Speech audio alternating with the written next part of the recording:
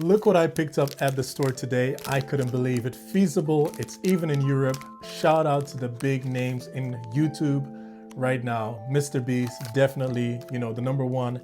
And I can't believe YouTubers are able to do things like this.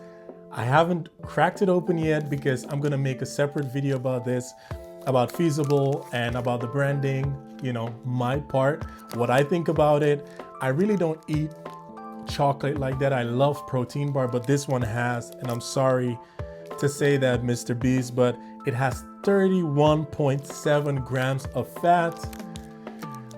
Nah, this is not for me. But yeah, I'll make a separate video about this, but I was just so surprised, and I think it's so cool, for creators to have things like this, right? Just to have their own stuff, their own products in the market.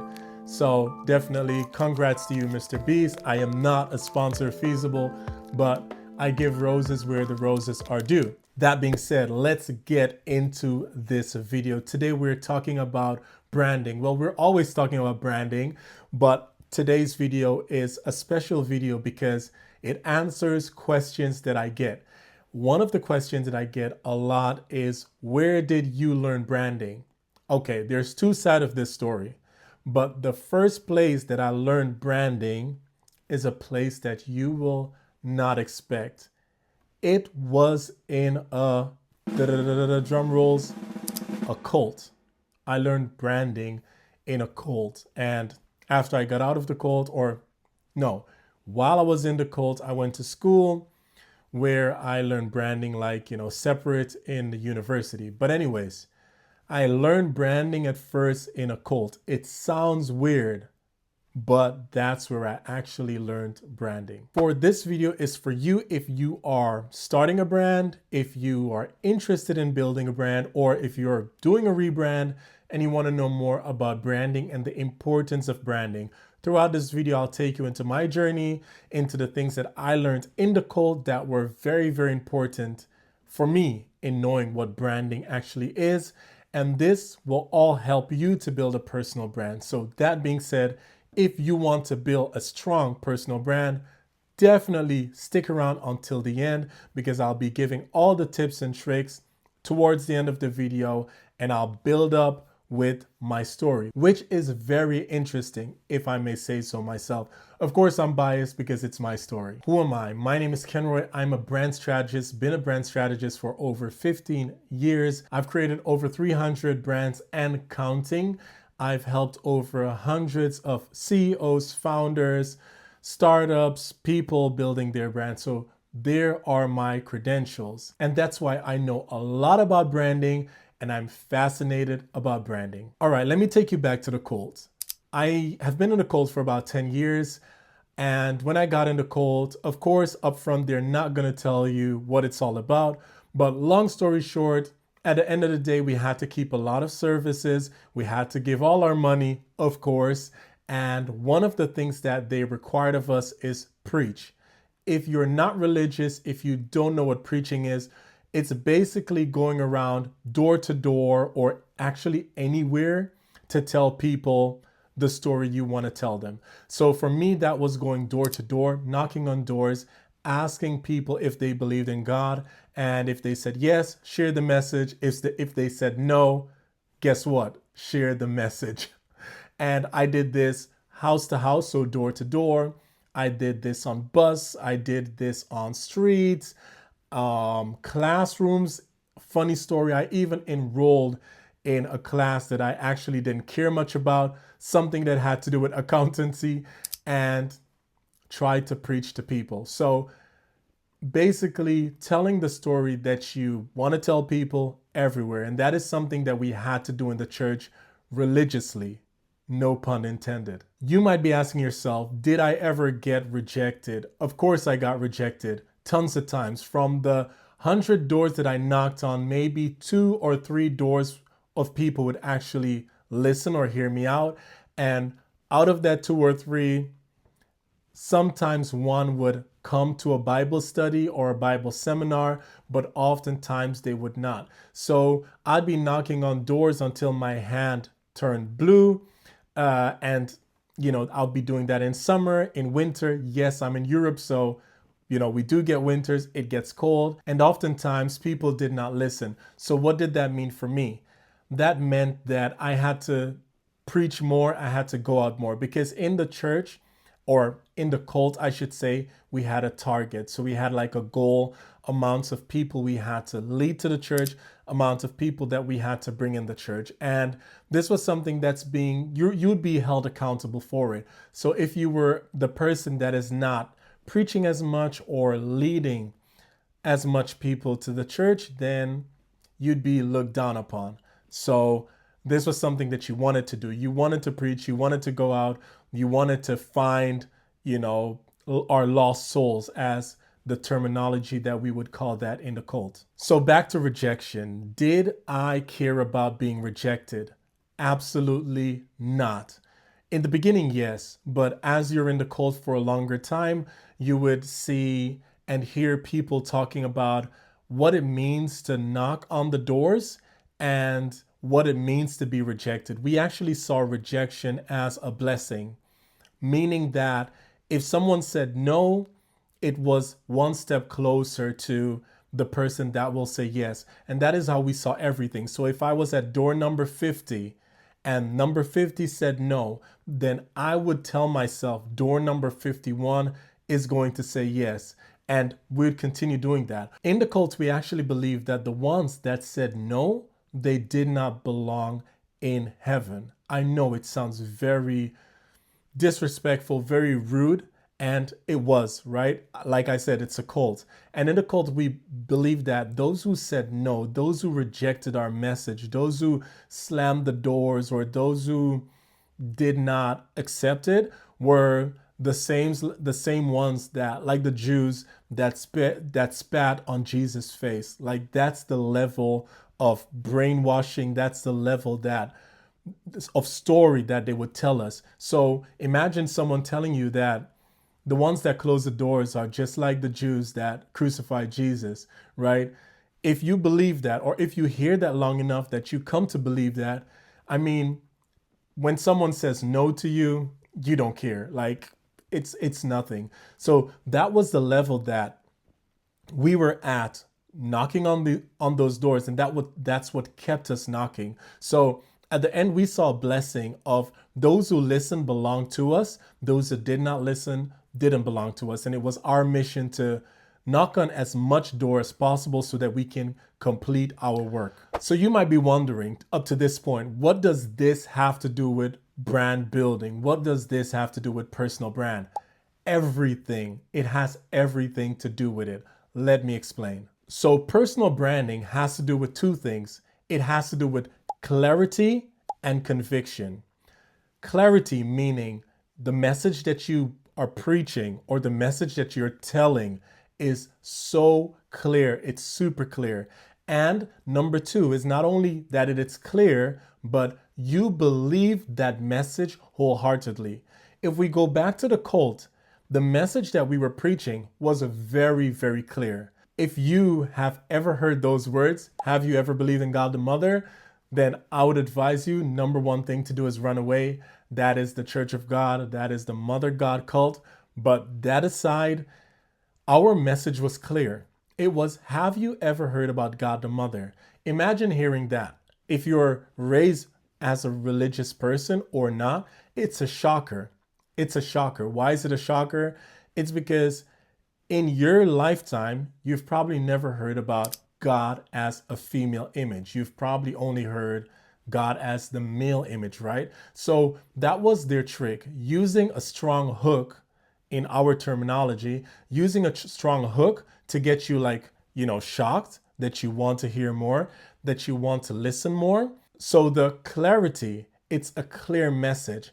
Our message was always the same.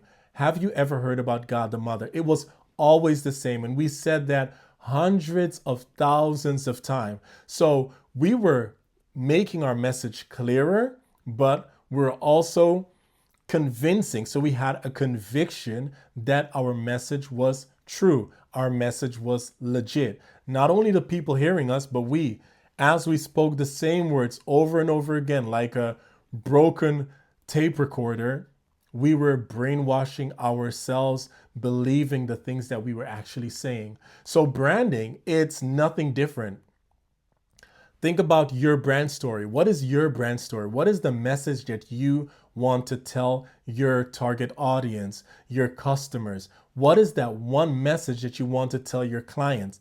Have that clear, right? It could be a slogan, it could be a proposition, whatever it is, have that clear, have that message so clear that you can say it 100 of thousands of times, which you should. Not only that, believe that message wholeheartedly. When you believe something, to be certain, when you believe something 100%, the chances are that the other person on the other end can feel that emotion, they can feel that realness, and that will allow them to, pull out that pen to sign that deal or pull out their wallet to buy that product. Okay? In our terminology in the cult, we would say when we preach about God, the hearts of the people are opened. It's the same thing in business. It's the same thing in branding. If you talk about your products, if you talk about your personal brand, whatever you talk about long enough, it becomes clearer and people will become convinced that it is true. Another thing that it does that 100% has to do with branding, it filters. It filters those who don't belong. Like I just told you, when we were in the cult and we met people door to door, if they didn't listen, what would we say? We'd walk away saying, those are not our heavenly family member. That's a terminology that we use. Those are not the people that belong to heaven. Yes, it is terrible. It's horrible. That is why I call that place a cult. It is horrible. But from the business sense, you have a target group. Not everybody can be your customer. Not everybody can be your client, right? In the same way, when you have a clear message, when you have that conviction, when you speak that message 100,000 of times, when you knock on those doors, right? When you call those 100 different clients and customers, when they say no, you're actually filtering out those who do not belong to your brand, those who do not belong to your company, those who should not and will not care about your product. Okay? So that example that I gave you from the cult, it has everything to do with branding. When I was in the cult, I learned that people listen when it relates to them. People listen when it's something that touches them, when it's their time. They don't listen if they don't care, if they can't relate, if it's not their time, right? So of course, there are deeper layers, which I will talk about. So if you haven't subscribed to this channel, please do. If you have any question, comment below. I read all your comments. That is my number one ask. You don't even have to subscribe. Just comment below. Let me know what you think of this video so that I can make, I'm speaking too fast, so that I can make more videos that serve you, that help you on your growth to a personal brand or just branding in general. Let's sum it all up. Have a clear message, have conviction, and when your message is clear, your people will find you. Then, what is my takeaway? What did I learn from all of this? I learned a couple things. I learned, first of all, that rejection is data. Let me explain. When we were in the cult and we were going to preach, we weren't going to preach like scattered everywhere. We would target a neighborhood. So let's say you are living in New York, right? Queens, New York. We would target a clear and specific neighborhood in Queens, New York. Specific, right? And then all of us would go there. We would have like maps. We would mark off the houses that we've been to and would also write down, did they listen or didn't they listen? Or doubting. Some people, they say, come back next time. So we would write down every single name, every single house, and how they reacted. In that way, we could strategically preach to, different cities. In this case, different neighborhoods, different places in New York. So data is very, very important. Rejection is data.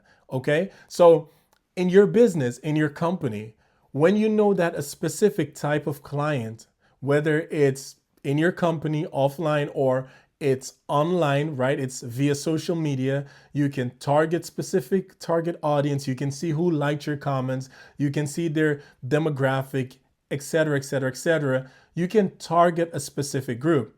Those who reject you, it's also good data because you know they don't belong, right? They're not your people. They're not your customers. They're not your target audience. So this is highly, highly important. That's number one thing that I learned from my experience in the cult. Number two, repetition builds trust. People trust what they hear multiple times.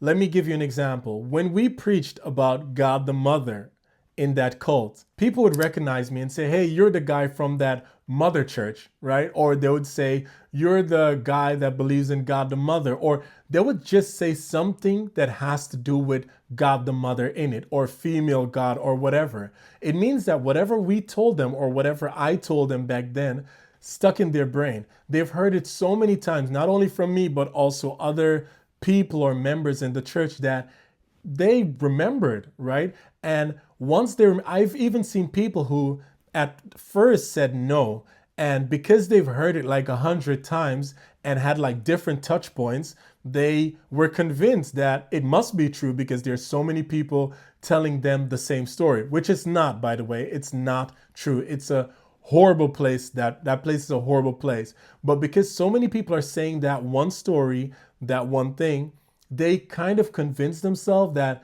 it must be true.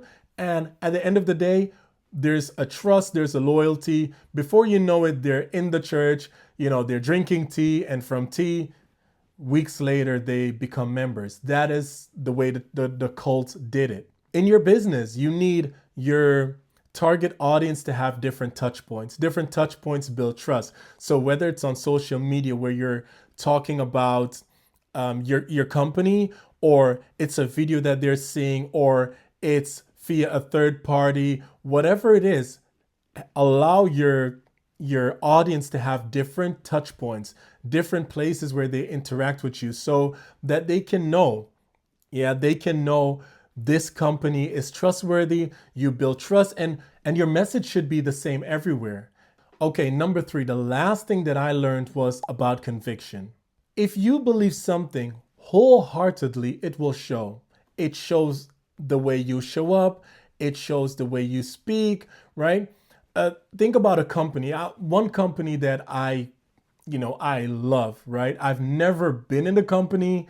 I've just seen the stories on LinkedIn. But one company that comes to mind where I'm like, when I look at the people working there or people that work there, how they talk about that company, I know it's a good company. And that's the company, Flight Story or Diary of a CEO, whatever you want to call it, the one that Stephen Bartlett runs. I mean, people left the company, the way they speak about the company on LinkedIn, the things that they talk, it's just, the conviction is, it's next level. And when I see that, I know that is a good place for people to work. That is, I'm not being sponsored by them. I wish so.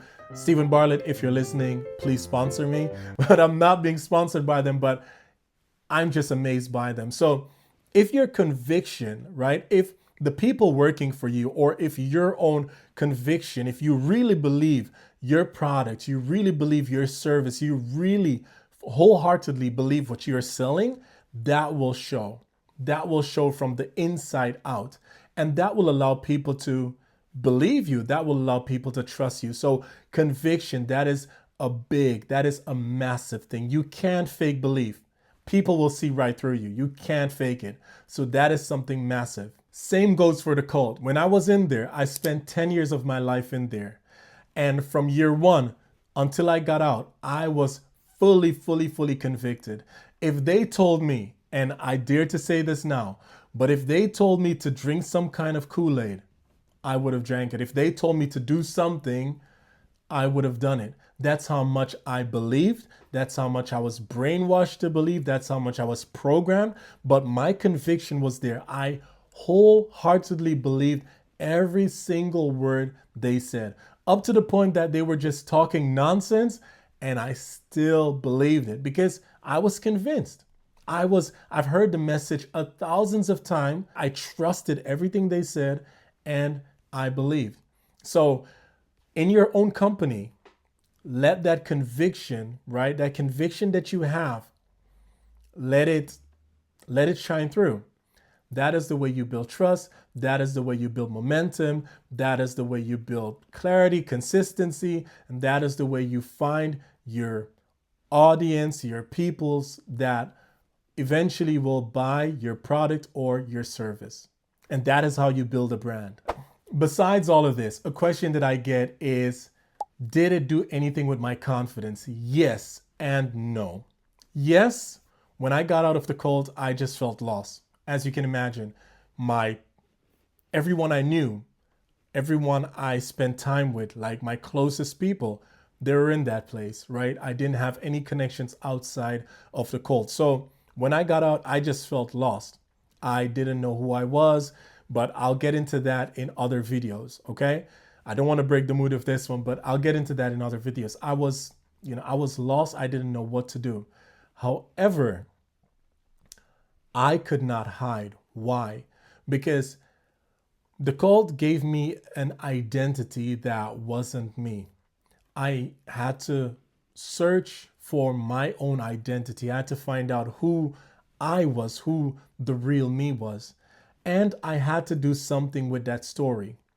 I knew that that story, spending 10 years in a cult, was a strong one. I knew that the story was something that not everyone has experienced. Luckily, I knew that it was a story that could relate in different, in different perspectives. So whether it's stuck in a cult or you're stuck on a job or you're stuck in your own head, we know what it feels like to feel stuck. We know what it feels like to, to be confined in a space, a place that you don't belong. So I knew that my experience that I've experienced, I knew that the thing that I experienced could help others. So I had to get up on my feet quickly and find ways of how I could first better myself. So use those techniques that I've learned in the cult to re-brainwash myself, to find my own identity, to find out who I really am. And long story short, I did that. Eventually, within no time, I became an author. I built company. I, serviced over hundreds of different clients with branding and branding strategy, personal branding, yada, yada. And yeah, I've done that in such a short period of time due to the techniques and the tools that I learned in the cult. So beside all of that, another thing that was very, very important is redefining the meaning of a cult. To me, a cult is a bad thing. Why? It's a place that does evil. It has negative intent. But a cult is actually a community. Think about your football team. That could be a cult. You have the same perspectives, you have the same visions, you have the same goals, right? And that can be both positive, it can be something negative, but oftentimes it's positive. So my definition of a cult changed. Once I let go of that word cult and turn it into a community, I realized it's something that we're all trying to build. When you're building a brand, you're trying to build a community around you. You're trying to influence how others see you.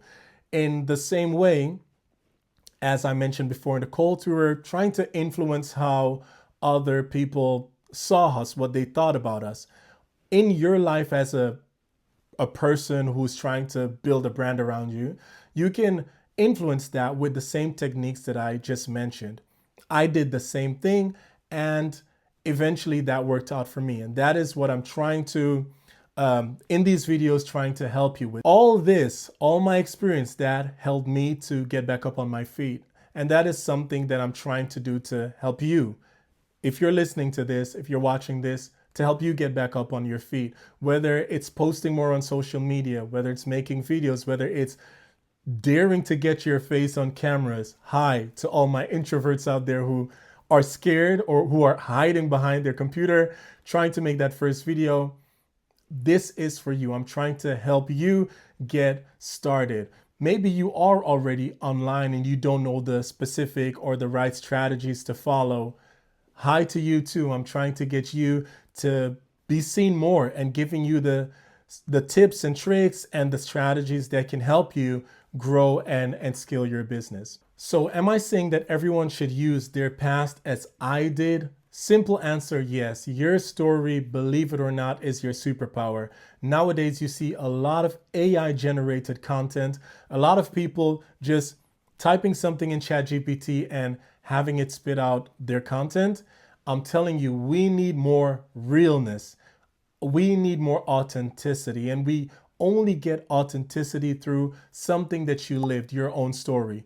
I mean, we're all human, but we all have different backgrounds, experiences, different skills, different talents that we can talk about. So, do I believe you should use your story? Yes, you should. And I do believe if you stop running from your story, I'm telling you, my story about the cult, I ran away from it for years. I didn't talk about it. I built a business, but I didn't talk about that part of my life. But that is what sets me apart. You know, there are a lot of CEOs, there are a lot of company owners, there are a lot of people who build businesses as I've done, but there are not a lot of them who have sat through being in a cult for 10 years.